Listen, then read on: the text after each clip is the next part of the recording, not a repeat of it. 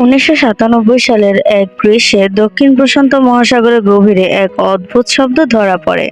শব্দটির নাম দেওয়া হয় দ্য ব্লুপ। এটি এত শক্তিশালী ছিল যে প্রায় 5,000 কিলোমিটার দূরেও রেকর্ড হয়।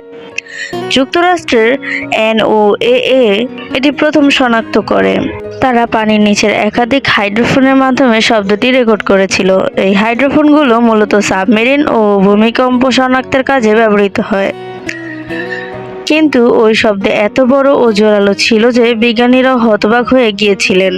শব্দটি এক ধরনের লো ফ্রিকোয়েন্সি কম্পন, মানুষের কানে সরাসরি শোনা যায় না, কিন্তু যন্ত্রে এটি স্পষ্ট শোনা যায়, যেন বিশাল কিছু নড়ছে সমুদ্রের নিচে।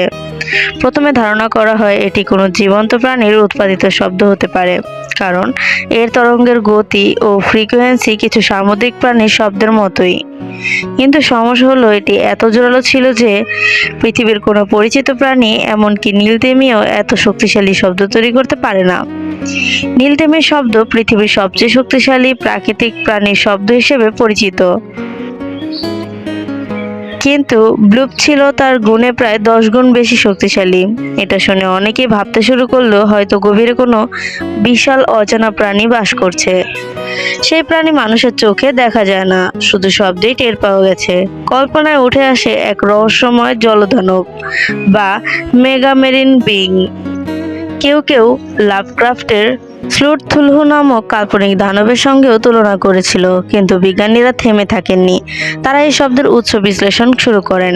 1999 থেকে 2001 সালের মধ্যে NOAA এই শব্দের উৎস খুঁজতে নতুন গবেষণা চালায়। স্যাটেলাইট ও পানির নিচের মাইক্রোফোন ব্যবহার করে তারা এলাকার ভূগঠন পরীক্ষা করে। দেখা যায় শব্দটি এসেছে দক্ষিণ আমেরিকার নিকটবর্তী একটি অ্যান্টার্কটিক অঞ্চলের কাছ থেকে। সেখানে বিশাল বরফস্তর ও গ্লেসিয়ার বিদ্যমান। এখন নতুন ধারণা উঠে আসে এটি হয়তো বরফের ভাঙন বা আইসকোয়েক থেকে আসা শব্দ, অর্থাৎ হিমবাহের নিচে যখন বরফের চাপ ও তাপমাত্রা পরিবর্তনে বড় ফাটল ধরে, তখন সৃষ্ট শব্দ জলমাধ্যমে অনেক দূর ছড়িয়ে পড়ে। সেই শব্দই হয়তো ব্লুপ এর আসল উৎস। NOAA পরে জানায় এই ব্যাখ্যাই সবচেয়ে যুক্তিসঙ্গত, কিন্তু রহস্য এখানেই শেষ হয়নি। কারণ ব্লুপ শব্দটির প্যাটার্ন প্রকৃতিতে পুরোপুরি জৈব ছিল, অর্থাৎ এটি একেবারে নিখুঁতভাবে জীবন্ত প্রাণীর শব্দের মতো আচরণ করেছিল। বরফের ভাঙন সাধারণত অনিয়মিত শব্দ তৈরি করে, কিন্তু ব্লুপ এর কম্পন ছিল ছন্দময়, ধারাবাহিক ও জীবন্ত শ্বাসের মতো। ফলে বিজ্ঞানীরা একমত হতে পারেননি এটা কি সত্যি শুধু বরফের শব্দ নাকি কিছু বেশি। কিছু গবেষক বলেছিলেন হয়তো পৃথিবীর নিচে এমন প্রাণ আছে যাদের আমরা কখনো দেখিনি, যাদের শরীর চাপ সহ্য করতে পারে 1000 বরের বেশি। এই ধরনের প্রাণের অস্তিত্ব হ্যাডাল জোন ও গভীরতম অঞ্চলে পাওয়া সম্ভব, কিন্তু এখনো কেউ তা প্রমাণ করতে পারেননি। এই ধরনের প্রাণের অস্তিত্ব হ্যাডাল জোন বা গভীরতম অঞ্চলে পাওয়া সম্ভব, কিন্তু এখনো কেউ তা প্রমাণ করতে পারেনি। NOAA এর মূল ব্যাখ্যা অনুযায়ী ব্লুপ আসলে প্রাকৃতিক শব্দ, তবু এর কিছু অনন্য বৈশিষ্ট্য রয়ে গেছে অজানা। যেমন শব্দের পুনরাবৃত্তি ও ফ্রিকোয়েন্সি ঠিক কিভাবে এত দূর ছড়ালো, কেন এটি মাত্র একবার নয় একাধিকবার রেকর্ড হয়েছিল। 1997 সালে 2001 পর্যন্ত একাধিকবার এরকম অনুরূপ ধরা পড়ায়।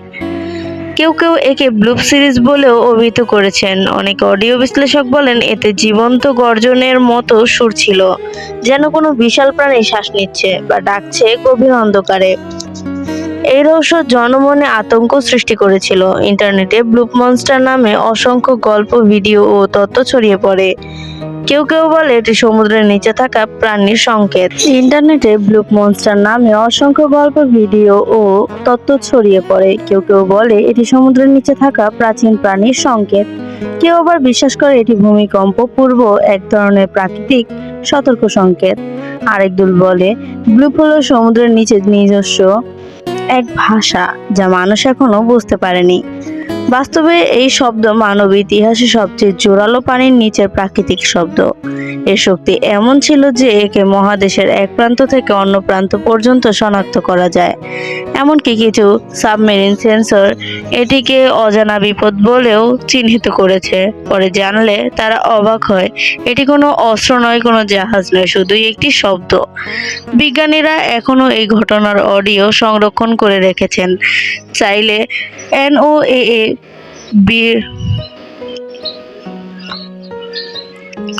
ব্লব সাউন্ড সার্চ করলে সেই অডিও শুনতে পারা যায়। শোনা যায় এটি 1 সেকেন্ডের মতো স্থায়ী, কিন্তু অত্যন্ত গভীর টোনে। কল্পনা করো, সমুদ্রের নিচে বিশাল এক গর্জন হচ্ছে, অথচ তার উৎস কোথায় তা কেউ জানে না। এই রহস্যই মানুষকে কৌতূহলী করে রেখেছে এত বছর পরেও। ব্লুপের রহস্য অনেকটাই এখনো অনুত্তরিত প্রশ্নের মতো। হয়তো ভবিষ্যতের গভীর সমুদ্র গবেষণায় এর সত্য জানা যাবে। আজকের প্রযুক্তি তখনও সেই গভীরতা পুরোপুরি স্পর্শ করতে পারেনি। রোবট, সাবমেরিন, এমনকি হাইড্রোফোনের সীমাও সেখানে ক্ষীণ হয়ে যায়। কারণ 10,000 মিটার গভীরে চাপ এত বেশি যে ধাতব যন্ত্র বিকৃত হয়ে যায়। তাই এই গভীরে কোনো প্রাণী বা প্রাকৃতিক ঘটনা ঘটলেও আমরা শুধু শব্দেই তা উপস্থিতি টের পাই। ব্লুপের আরেক দিক হলো মানব মনস্তত্ত্ব। অজানা শব্দ মানুষের মস্তিষ্কে ভয় ও কৌতূহল একসাথে জাগায়। এ কারণে ব্লুপ হয়ে উঠেছিল ইন্টারনেটের অন্যতম বড় রহস্য। অসংখ্য documentary, YouTube video, article, podcast এই বিষয়কে ঘিরে তৈরি হয়েছে। কেউ কেউ বলে ব্লুপ আমাদের মনে করিয়ে দেয় আমরা পৃথিবীর সবকিছু জানি না, বিশেষত আমাদের নিজের সমুদ্রকেও না। মহাকাশে যত দূর যাই, সমুদ্রের গভীরে ততটাই অন্ধকার। তাই ব্লুপ এক প্রতীক হিসেবে হয়ে উঠেছে, অজানার প্রতিধ্বনি হিসেবে। এটি প্রমাণ করে পৃথিবীর হৃদয়ে এখনো লুকিয়ে আছে হাজারো গোপন সুর।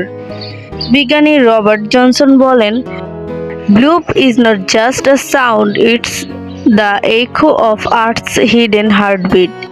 এই উক্তি এখন বিখ্যাত কারণ এটি সত্যিকার অর্থে ব্লুপ এর মর্ম বোঝায়। হয়তো একদিন আমরা সত্যি জানবো যে সেই শব্দের উৎস কি ছিল, কিন্তু সেই দিন পর্যন্ত এটি থেকে যাবে পৃথিবীর সবচেয়ে বড় সামুদ্রিক রহস্যগুলোর একটি। ব্লুপ কেবল এক শব্দ নয়, এটি আমাদেরকে অজানাকে জানার আহ্বান। এটি মনে করিয়ে দেয় গভীরে এখনো গল্প আছে, গল্প যেগুলো সমুদ্রই জানে, মানুষ এখনো নয়। এবং সেই গল্পই বিজ্ঞানীদের প্রতিদিন নতুন করে অনুপ্রাণিত করে। হয়তো এর ভেতরে লুকানো আছে নতুন আবিষ্কারের সূত্র। তো বন্ধুরা, এই ব্লুপ সাউন্ড সম্পর্কে জেনে তোমাদের কেমন লাগলো তা অবশ্যই কমেন্টে জানাবে। ভালো লাগলে ভিডিওটিতে লাইক করে যাবে এবং চ্যানেলটিকে সাবস্ক্রাইব করে পরবর্তী ভিডিওগুলো অবশ্যই দেখবে। ধন্যবাদ।